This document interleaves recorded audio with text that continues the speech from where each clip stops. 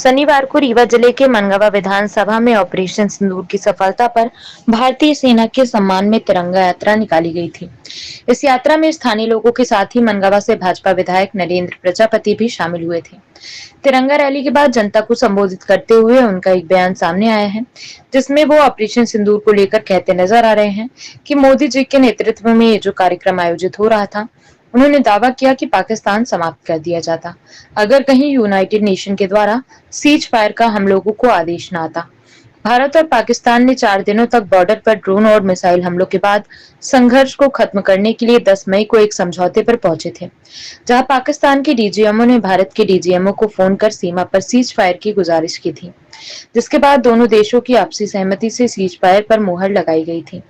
पहलगाम में हुए आतंकी हमले के बाद भारत द्वारा चलाए गए ऑपरेशन सिंदूर के जवाब में जब पाकिस्तान ने हिमाकत करने की कोशिश की, तो भारतीय सेना ने उसे मुंह तोड़ जवाब दिया था, जिसके बाद पाक ने सीज फायर की पेशकश की थी। पूरे मामले को लेकर भाजपा की तरफ से दावा किया गया था कि भारत ने संयुक्त राष्ट्र या फिर अन्य दूसरे देशों के दबाव में आकर इस तरह का निर्णय नहीं किया है, बल्कि भारत ने यह निर्णय खुद किया है। आगे भी पाकिस्तान की तरफ से की जाने वाली हिमाकत का जवाब उसी के अंदाज में दिया जाएगा। उधर रीवा के मनगावा विधायक नरेंद्र प्रजापति ने सभा को संबोधित करते हुए कहा कि भारत ने जो लड़ाई लड़ी उसमें हमेशा पाकिस्तान को धूल चटाने का काम किया है।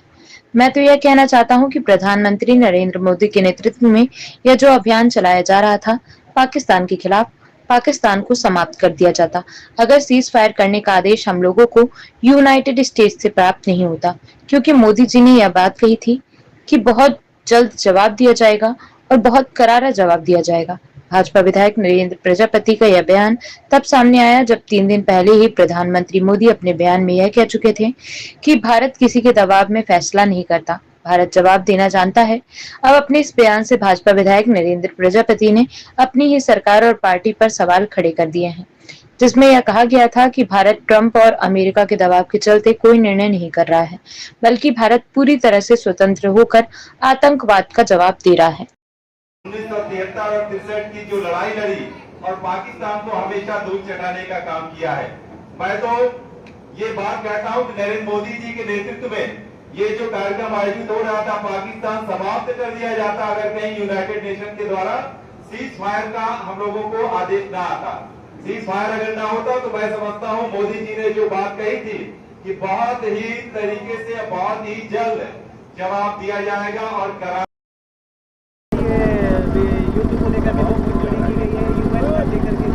आज विधानसभा मनगावा में तिरंगा यात्रा यहाँ पर निकाली गई थी ऑपरेशन सिंदूर के सफलता होने पर। वहाँ पर मैंने ये बोला है कि यूनाइटेड स्टेट्स के द्वारा जो ये सीज फायर की बात या मध्यस्थता न की जाती तो अभी भी युद्ध जारी रहता और अब तक में पाकिस्तान का जो नक्शा है वो दूसरा बदल गया होता। मैंने यूएस की जगह यूएन शब्द का ज़रूर उपयोग किया था, वो यूनाइटेड स्टेट्स की बात थी।